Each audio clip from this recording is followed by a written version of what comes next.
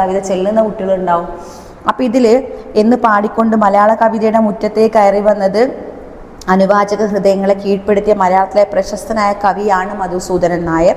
അദ്ദേഹം സ്വന്തമായി ആലപിച്ച കവിതകൾ ഏറെ ശ്രദ്ധിക്കപ്പെട്ടു. തോറ്റമ്പാട്ടിൻ്റെ ഈരടിപ്പുകളുടെ താളബോധവും കവി മനസ്സൊക്കെ എല്ലാവരും മലയാളികൾ നെഞ്ചിലേറ്റിയതാണ്. കൂടാതെ പറയിപ്പറ്റ പന്തിരുകുലം എന്ന ഐതിഹ്യത്തെ അടിസ്ഥാനമാക്കി രചിച്ച നാറാണത്തു ഭ്രാന്തൻ, നിന്നിൽ മക്കളിൽ ഞാനാണു ഭ്രാന്തൻ എന്നൊക്കെ പറഞ്ഞില്ലേ, നാറാണത്തു ഭ്രാന്തൻ എന്ന കവിത വളരെ പ്രശസ്തമാണ്. പന്തിരുകുലം, പറയിപ്പറ്റ പന്തിരുകുലം എന്ന ഐതിഹ്യത്തെ ആസ്പദമാക്കി അദ്ദേഹം രചിച്ച കവിതയാണ് ഇത് പറയിപ്പറ്റ പന്തിരുകുലം. പിന്നെ ആലാപനത്തിൻ്റെ സാധ്യതകൾ കൂടി ഉപയോഗപ്പെടുത്തി മലയാളിക്ക് പരിചിതമല്ലാതിരുന്ന ഒരു കാവ്യ ശൈലി സമ്മാനിച്ച അദ്ദേഹത്തിൻ്റെ വരികൾ വ്യത്യസ്തമായ ശബ്ദത്തിലൂടെയാണ് മുന്നോട്ട് പോകുന്നത്.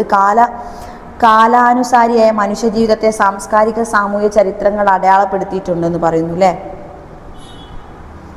ജീവിതം, സംസ്കാരം, പ്രകൃതി എന്നീ ത്രിതലങ്ങൾക്കൊപ്പം പോയ കാലത്തിൻ്റെ പവിത്രമായ ഈടുവെപ്പുകളിലൂടെയും കവിയുടെ തീർത്ഥയാത്രയാണ് കവിതയുടെ ഗാംഭീര്യം ഉണർത്താൻ ഉപകരിച്ചതെന്ന് പറയാം. തൻ്റെ കാലത്തിൻ്റെ ദൃശ്യാനുഭവങ്ങളെ മനസ്സിൻ്റെ പവിത്രതയിൽ ഉരുക്കി കാലത്തിൻ്റെ ഹൃദയതാളം ഉൾക്കൊണ്ടെഴുതുന്ന രീതി മധുസൂദനൻ നായരുടെ കവിതകളിൽ നമുക്ക് കാണാൻ പറ്റും.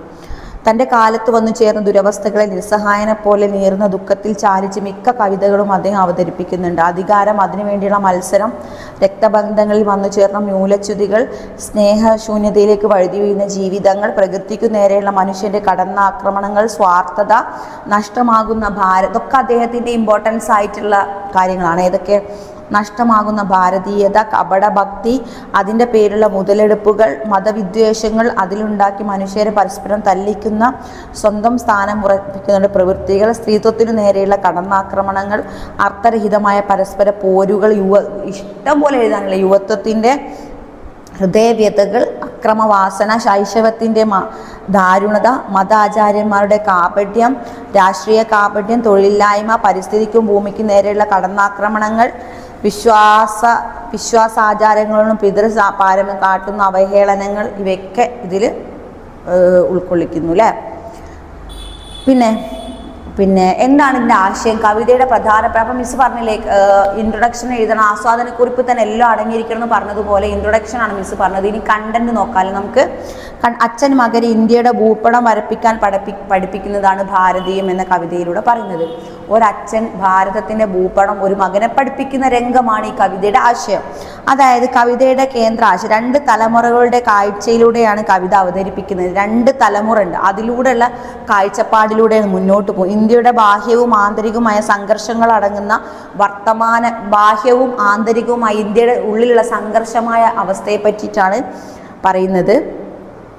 പിന്നെ മകനെ നീ നോക്കി, ഇന്ത്യയുടെ ഭൂപരം വയർപ്പിടം 2 വിലാപ്പരം 2 വരകൾ പോലെ ഒഴുകും, തല മൊട്ടയടിച്ച കാവ്യമൺ പുറ്റുകളാൽ ചവിട്ടികൾ മറിമണക്കുന്ന പരിഷ്കാരങ്ങൾ നിറഞ്ഞ ഇതാണ് ഇന്ത്യയുടെ. നോക്കൂ, വര തരം പോലെ വേണം വരക്കാൻ. എന്നിട്ട് ഇന്ത്യ എന്ന പേര് തലക്കൽ എഴുതണം. ചുറ്റും കടലിൻ്റെ നീല നിറം കൊടുക്കണം എന്നൊക്കെ പറയുന്നുണ്ട്. കടലിൻ്റെ നീല നിറം കൊടുക്കണം. കുന്നിൻ്റെ അതിരുകൾ നീ വടിവിൽ വരച്ചു, പടികളും ചാർത്തിക്കഴിഞ്ഞിക്ക് മാർക്കിനി ഭൂപടം വരയ്ക്കാം. കൂട്ടത്തിൽ ഏറ്റവും മിടുക്കനായി മാറാം നീ. അങ്ങനെ അഭ്യസ്ത വിനയ ഇന്ത്യക്കാരനായി അറിയപ്പെടുക. നമ്മൾക്ക് പേരിന് പോലും കടപ്പെട്ടിരിക്കുന്നവരാണ് നമ്മൾ. ഇംഗ്ലീഷ് അക്ഷരങ്ങളൊക്കെ അല്ലേ നമുക്ക് കിട്ടിയത് ഇവിടുന്ന് ബ്രിട്ടീഷുകാരിൽ നിന്നല്ലേ ഇംഗ്ലീഷൊക്കെ നമുക്ക് കിട്ടിയത്. അപ്പോൾ അതൊക്കെ പറയുന്നുണ്ട്. പിന്നെ ഒരു കുഞ്ഞിൻ്റെ വിശപ്പും താങ്ങി വഴിയിൽ കുഴഞ്ഞിരിക്കുന്നൊരു തെരുവ് പെണ്ണിൻ്റെ നഗ്നതയും, പണിയെടുത്തു വലയുമ്പോൾ ഉഴവുചാലിൽ നിന്ന് വെള്ളം നുണയുമ്പോൾ അടിയേറ്റ് കാലു പൊളിഞ്ഞോടുന്ന മാടിൻ്റെ കണ്ണുകളും, വിഷം പുരുട്ടി അമ്പുകളേറ്റ് പിടയുന്ന ജീവൻ്റെ നിലവിളികളും എല്ലാം ഇതിൽ പറയുന്നു. പിന്നെ സ്ത്രീയെ പൂജിക്കുന്നിടം ദേവതകൾ ആണ്. നിസ്വസ്ഥനായി നാണം വിറ്റ് ദേവതയാകാൻ കുഞ്ഞിൻ്റെ നാവിൽ കറുപ്പ് പുരട്ടി മാമന്യൻ്റെ തോട്ടത്തിൽ 4 കൂലി പണിക്ക് പോയിട്ട് കങ്കാണിയുടെ മുറിയിൽ ഊഴം കാത്തിക്കുന്ന ഭാരതമാതാക്കുള്ള നാടാണെന്നൊക്കെ പറഞ്ഞിട്ട് നമ്മുടെ സ്ത്രീകളുടെ ഒരു എന്താ പറയുക നിസ്സഹായത അല്ലേ, അതായത് ജീവിക്കാനുള്ള നിസ്സഹായ അവസ്ഥ, ഭാരതീയരുടെ പ്രശ്നങ്ങൾ, ഇപ്പം നമ്മൾ അനുഭവിക്കുന്ന പ്രശ്നങ്ങൾ, ഇവയെല്ലാം ഭാരതീയം എന്നൊരു കവിതയിലൂടെയാണ് മധുസൂദനൻ നായർ പറയുന്നത്. നെക്സ്റ്റ് നമുക്ക് പറയും കാടവിട മക്കളെ. അയ്യപ്പ അതിൽ തന്നെ ഉണ്ടല്ലേ കാടവിട മക്കളെ. അതിനെ ജസ്റ്റ് ആ വരി ഒന്ന് മിസ് പാടിത്തരാം കേട്ടോ. കാടവിട മക്കളെ, പിന്നെ മേടവിട മക്കളെ എന്നൊക്കെ പറഞ്ഞിട്ടൊരു കവിത.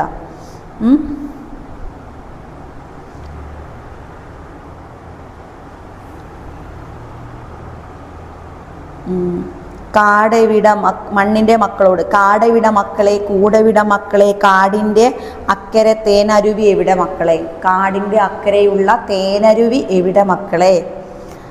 പിന്നെ പ്രകൃതിയുടെ പച്ചപ്പ് എവിടെ മക്കളെ, ഹരിത തൃണവൃക്ഷങ്ങൾ എവിടെ മക്കളെ, പാറിപ്പറന്നു കളിക്കും പറവകൾ ഇവിടെ, കാടിൻ്റെ മക്കളെല്ലാം മക്കളെ. വർണ്ണശോഭയേറും ചിത്രശലഭം ഇന്ന്, കർണ ശോഭയേറും ശിരാശിലാഭരണങ്ങൾ, ഗുഹാമുഖങ്ങൾ താണ്ടി എത്തും ഗവേഷകർ, ഭൂമിത്തിനടിയിലെ അണുപരീക്ഷണങ്ങൾ, വിജ്ഞാന തന്മുഖം, പുതിയൊരു ലോകം, പുതിയൊരു പ്രകൃതി, എല്ലാം അങ്ങനൊരു പുതുമ. മലിനീകരണങ്ങൾ ഉയർന്നു പൊങ്ങി, കാട്ടുതീ പോലെ ക്രൂരത പരന്നുവല്ലോ, ക്രൂരം. കാട്ടുമൃഗങ്ങൾക്കിനി അലർച്ചയില്ല, മനുഷ്യൻ അലറുന്ന കൊലവിളി മാത്രം.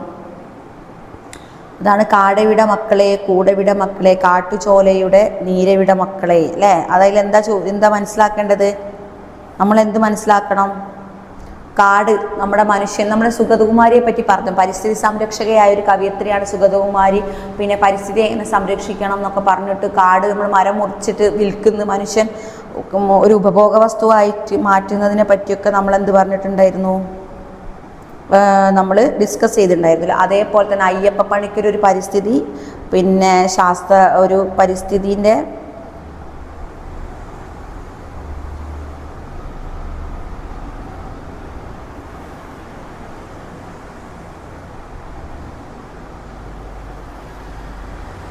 പരിസ്ഥിതി സംരക്ഷകനാണ് നമ്മുടെ ആര്,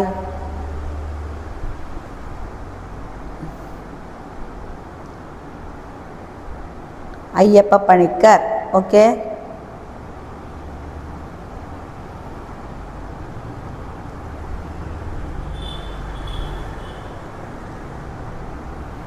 അപ്പോൾ പിന്നെ ഭാരതീയത്തിൻ്റെ മുകളിൽ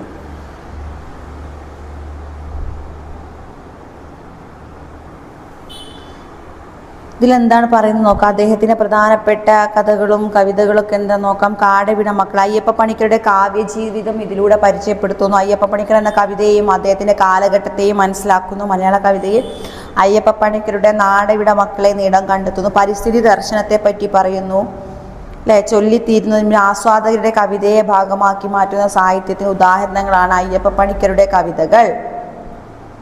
സമകാലിക ജീവിതാവസ്ഥയുടെ ശരിക്കുള്ള മുഖം പുറത്തേക്ക് കാണിച്ചുകൊണ്ടാണ് ഇദ്ദേഹം ഇതാവുന്നത്, അല്ലേ?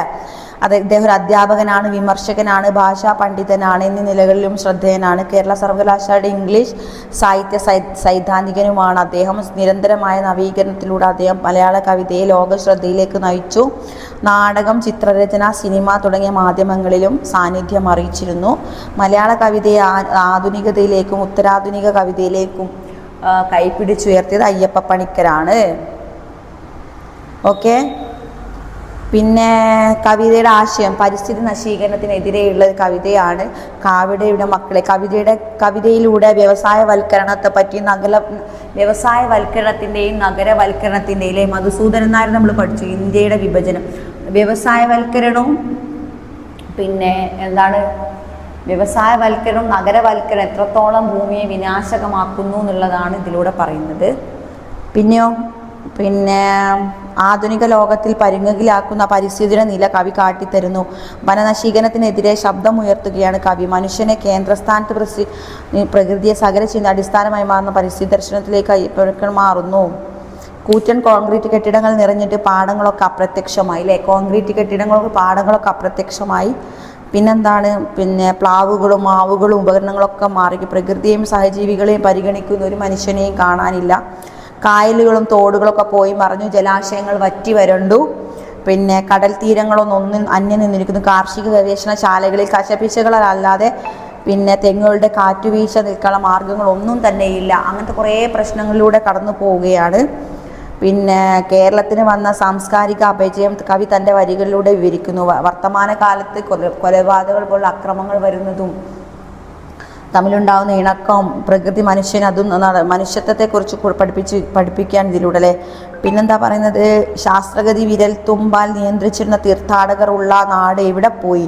തലമുറകൾക്ക് നേർവഴി മാത്രം നമ്മൾ കാണിച്ചു കൊടുക്കണം എന്നൊക്കെ പറഞ്ഞുകൊണ്ട് എന്താക്കുന്നു, നമ്മളെ ഈ ഒരു പിന്നെ കവിതയിലൂടെ കൂട്ടിക്കൊണ്ടു പോകുന്നില്ല. അയ്യപ്പ പണിക്കർ ഒരു എന്താണ് പരിസ്ഥിതി, ഈ ഒരു ഭാഗം കണ്ടാൽ തന്നെ മനസ്സിലാക്കണം എന്താണ് കാടവിട മക്കളെ എന്നുള്ള, അല്ലേ? ഈ പേര് കേട്ടാൽ തന്നെ അതിൽ തന്നെ ഉണ്ട് പരിസ്ഥിതിയെ നമ്മൾ സംരക്ഷിക്കണം എന്നൊരു മെസ്സേജ്, അല്ലേ? ഒരു ഉള്ളടക്കം ഉണ്ട്.